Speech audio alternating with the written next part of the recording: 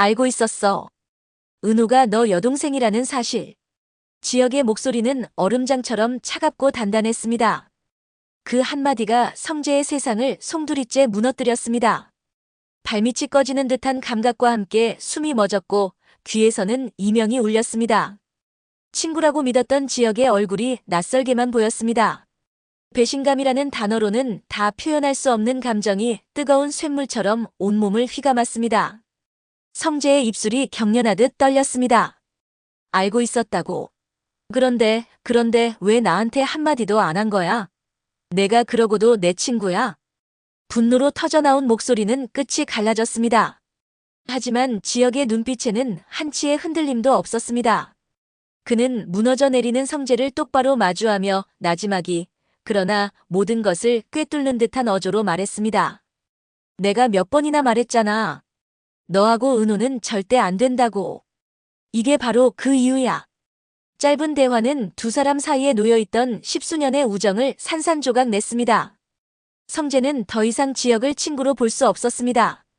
자신의 가장 깊은 감정을 기만당했다는 생각에 치미는 분노와 갈 곳 없는 슬픔이 뒤섞여 폭발하기 직전이었습니다. 모든 진실의 무게가 성재의 어깨를 짓눌렀습니다. 모든 비극의 시작은 며칠 전 어머니 고성희가 이사장으로 있는 가운재단 사무실에서 비롯되었습니다. 성재는 평소처럼 어머니에게 결제 서류를 전달하기 위해 이사장실에 들렀습니다. 고성희는 자리에 없었고 성재는 책상 위에 서류를 올려두려다 우연히 반쯤 열린 서랍 속 파일을 발견했습니다.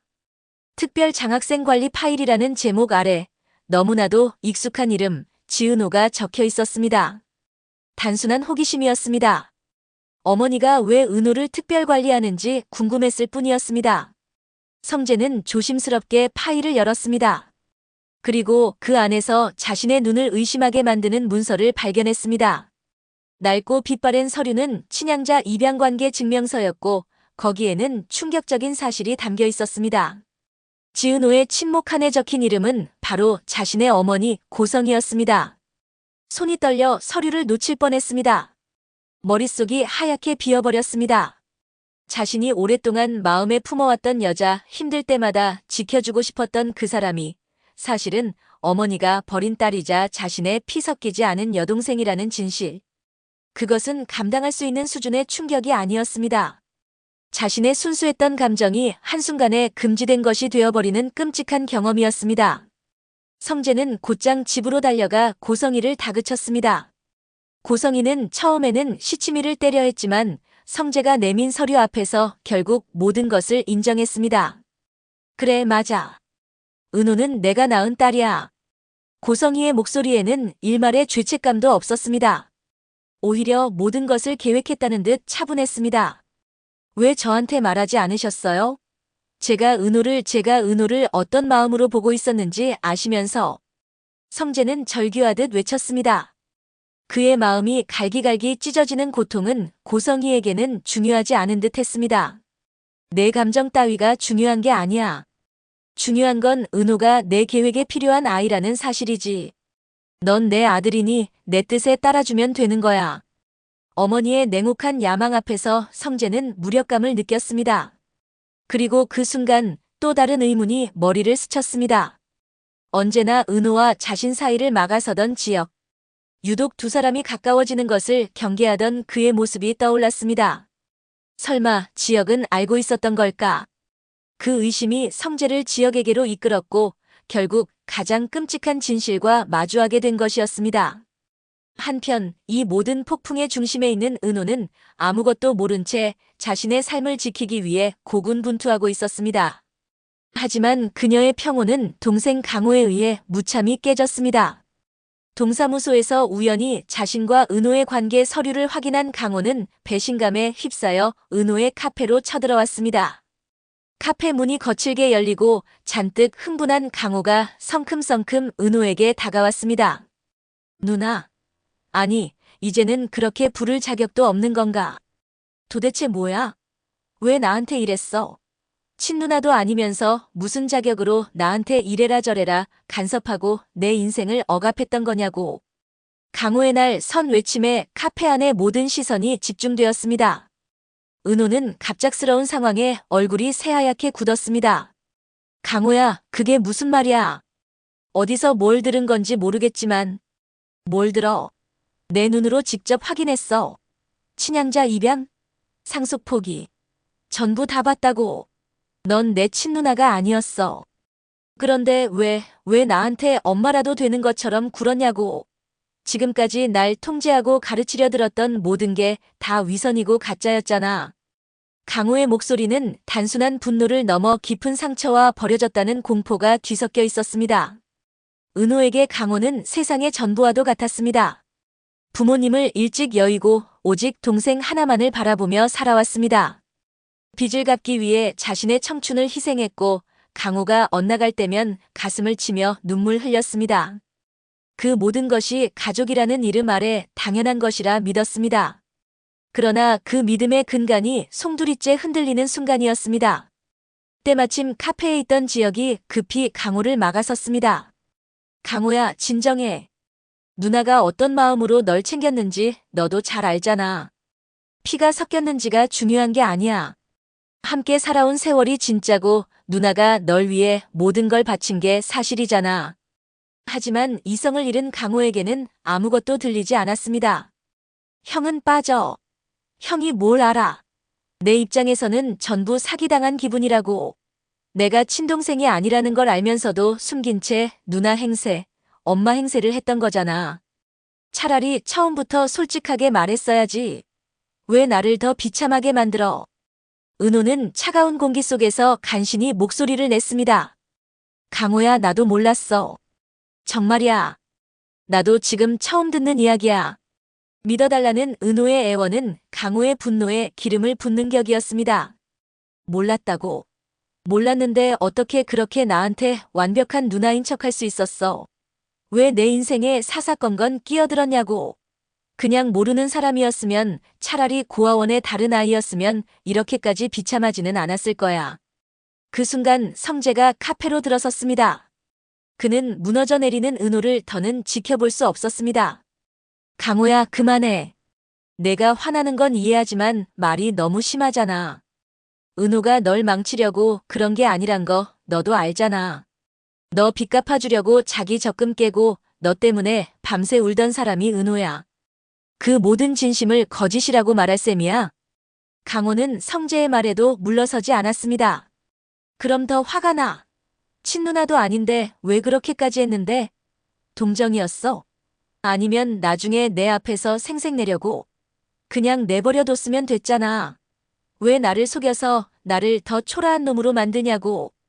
더 이상 참을 수 없었던 지혁이 강호의 멱살을 잡을 듯 소리쳤습니다. 너 지금 제정신이야? 은호가 너 빚 갚으려고 은행 창구 앞에서 돈 찾으면서 얼마나 서럽게 울었는지 내가 봤어. 그런 은호한테 내가 어떻게 그런 말을 할 수가 있어. 강호는 잠시 할 말을 잃었지만 이내 눈물을 글썽이며 소리쳤습니다. 모르겠어. 이제 아무도 못 믿겠다고. 결국 은호의 눈에서 참아왔던 눈물이 굵은 방울로 떨어져 내렸습니다. 그녀는 떨리는 목소리로 말했습니다. 미안해, 강호야. 내가 누군지, 왜 너와 함께 자랐는지 나도 정말 몰랐어. 그냥 내가 내 동생이고 우리는 가족이라고만 믿었어. 너한테 엄마처럼 굴고 싶었던 게 아니라 내가 너의 유일한 누나라고 믿었으니까 그래서 그랬어. 은호는 더 이상 그 자리에 서 있을 수 없었습니다. 조금 혼자 있고 싶어. 그 말을 남기고 그녀는 카페를 뛰쳐나갔습니다. 지혁과 성재는 망연자실한 채 서로를 바라보았습니다. 이제는 단순한 친구나 동료가 아닌 상처 입은 은호를 사이에 둔 명백한 경쟁자가 되었음을 두 사람 모두 직감하고 있었습니다. 그날 이후 네 사람의 관계는 걷잡을 수 없는 파국으로 치달았습니다. 은호를 향한 마음이 금지된 감정이 되어버린 성재는 깊은 죄책감과 혼란 속에서 방황했습니다. 그는 어머니 고성희의 꼭두각시가 되지 않고 자신만의 힘으로 은호를 지켜내겠다고 다짐했습니다. 회사 일에 매달리며 누구도 무시할 수 없는 자리에 오르기 위해 발버둥 쳤습니다. 그것이 은호를 어머니의 야망에서 구해낼 유일한 방법이라 믿었습니다. 지혁 역시 마찬가지였습니다. 그는 공사 현장에서 막노동을 하며 땀 흘렸습니다. 컵라면으로 끼니를 때우면서도 눈빛은 흔들리지 않았습니다. 성재처럼 가진 것은 없었지만 그는 자신만의 방식으로 단단해지고자 했습니다. 언젠가 은호가 기댈 수 있는 가장 튼튼한 벽이 되어주기 위해 그는 묵묵히 자신의 길을 걸었습니다. 불쌍한 위로가 아닌 믿음직한 존재가 되어주는 것. 그것이 지혁이 은호를 사랑하는 방식이었습니다. 반면 고성이는 자신의 계획을 차근차근 실행에 옮기고 있었습니다. 그녀는 언론을 이용해 가훈재단을 통한 사회공헌 이미지를 구축했고, 그럴수록 그녀의 영향력은 더욱 커져만 갔습니다. 그녀는 강호와의 일로 심신이 지쳐있는 은호에게 의도적으로 접근했습니다. 조용한 찻집에서 마주 앉은 고성이는 따뜻한 위로의 말을 건넸습니다. 많이 힘들겠군요, 은호 씨. 믿었던 관계가 무너지는 것만큼 사람을 공허하게 만드는 건 없죠.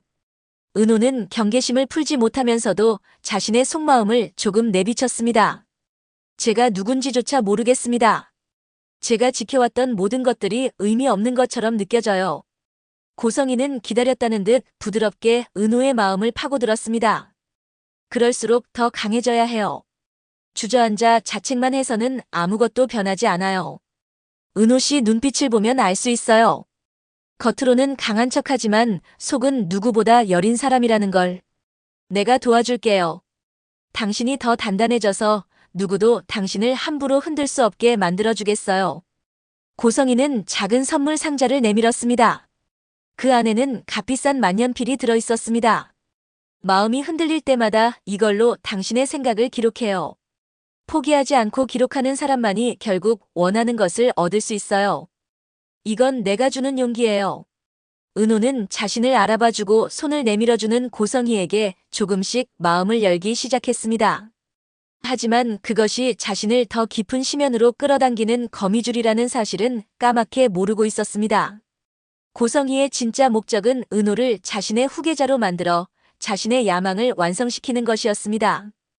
은호가 자신의 친딸이라는 사실을 가장 강력한 무기로 사용할 그날을 기다리며 그녀는 치밀하게 판을 짜고 있었습니다.